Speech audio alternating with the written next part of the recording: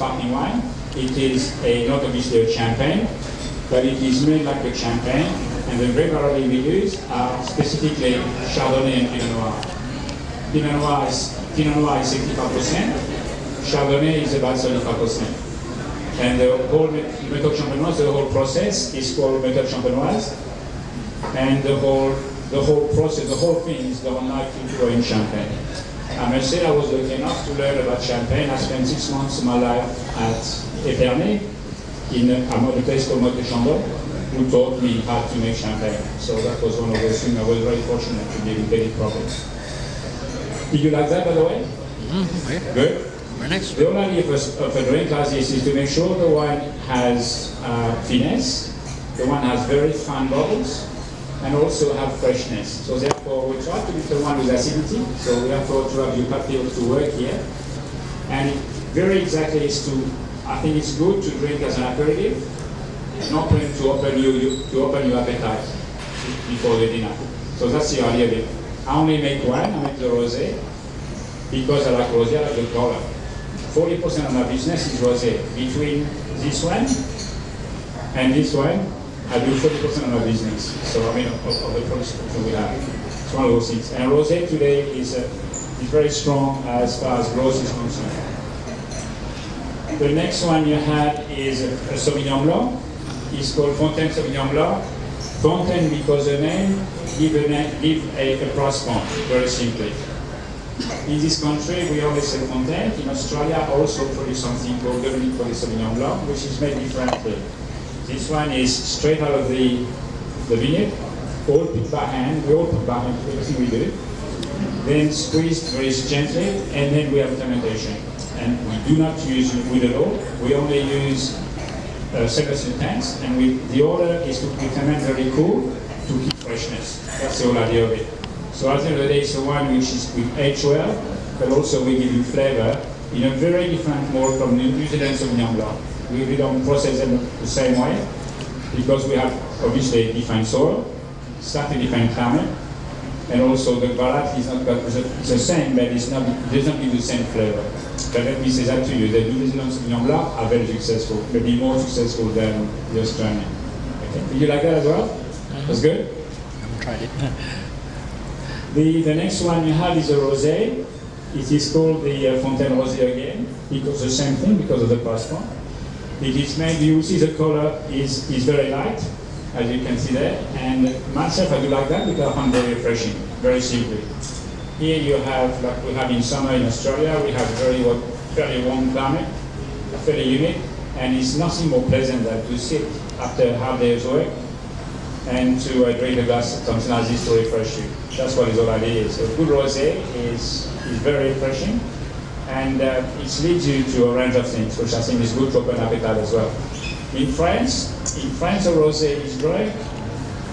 Very simply, if you take a line Bordeaux, in the southern part of France, you will drink rosé. Every lunch table, you will see we drink rosé. At night, the French people like red wine. The rosé is seen as a wine to give you a refreshness. Nothing complicated. It's not very highly priced, but it's something which is very trendy. And let me say that to you. I think a lot of girls like to be seen in rosé because they like to go to a bar and it's a nice color and they have a time to talk. Usually they tend to be dry. They also can be sweet, but the dry I think are better in quality. And usually it goes well with salad, with tapas, with those kind of things. So it's very, very simple. I will be there for you.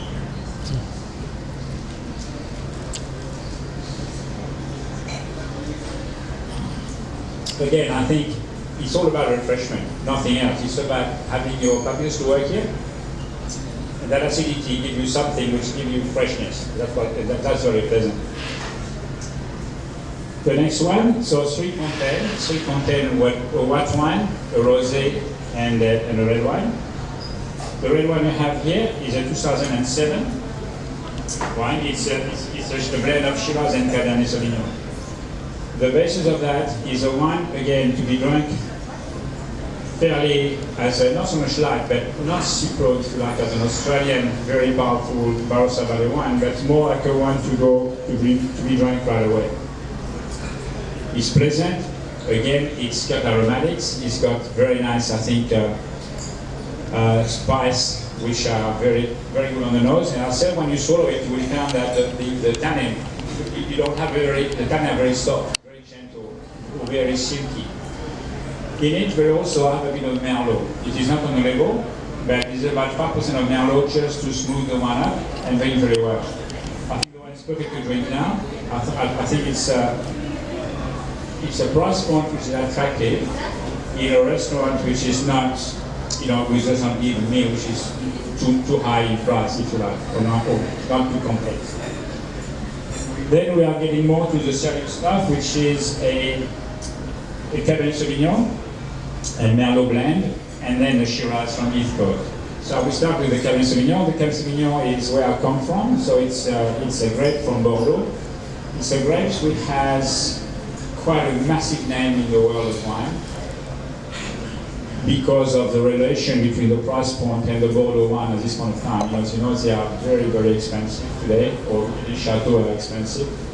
I don't think they are all good, but they are very high price. And I think they got very high price because the 2009 harvest got phenomenal in terms of flavor and characters. And it's very well regarded with some American people, so it's been very, very good in terms of helping the price of this wine. In my case, the Cabernet Sauvignon and Merlot is a blend. I think it's around, it's around about 81 to 82% Cabernet Sauvignon and about 18% Merlot. And it's made in the same style than the French wine, which means it's aged in barrel, it's picked by hand again. Everything picked by hand on the property. It's picked by hand.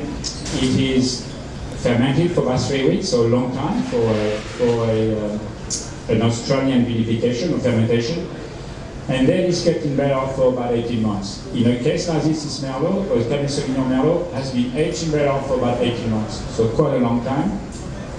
And the barrel, what's important is also the age of the barrel. The age of the barrel is about 90% brand new oak, so it's expensive to make wine like this because a barrel is very expensive. A very good barrel costs you around, in Australian dollars, it's around about $1,500 a barrel.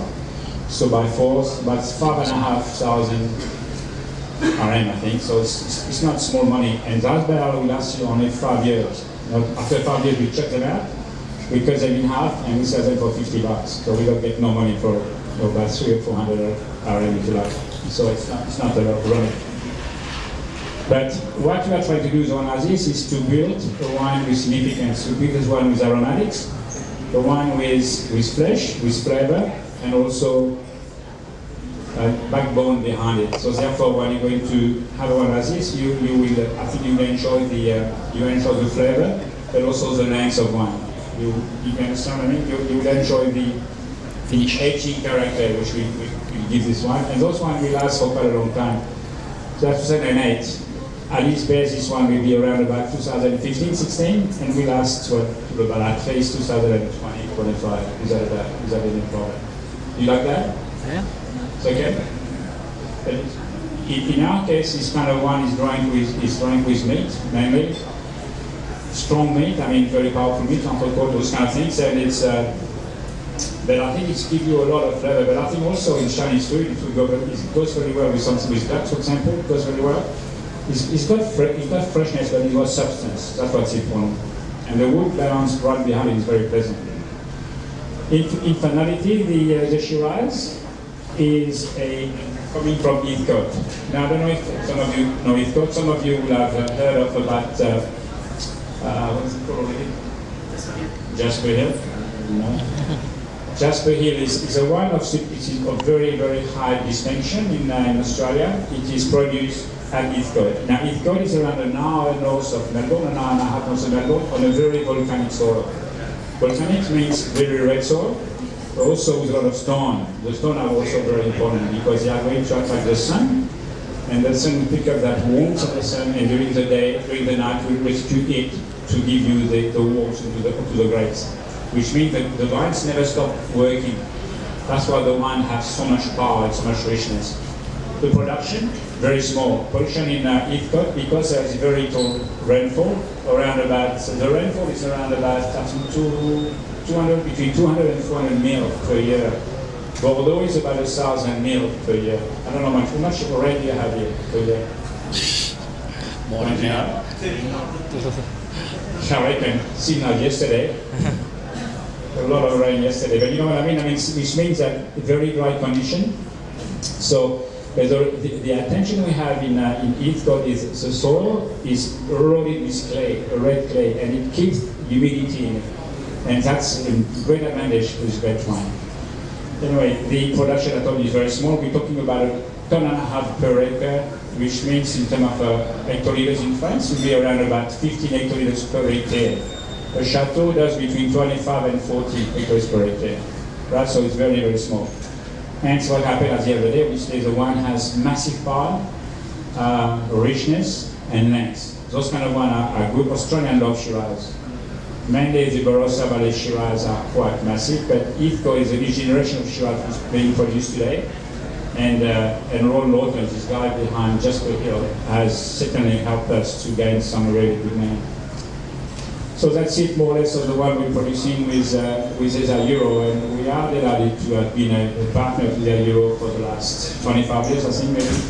And we are very happy with our process. And at the end of the day, I want to thank you for coming here to our tasting and all the staff from Eza Euro to introduce us to you. Thank you so much.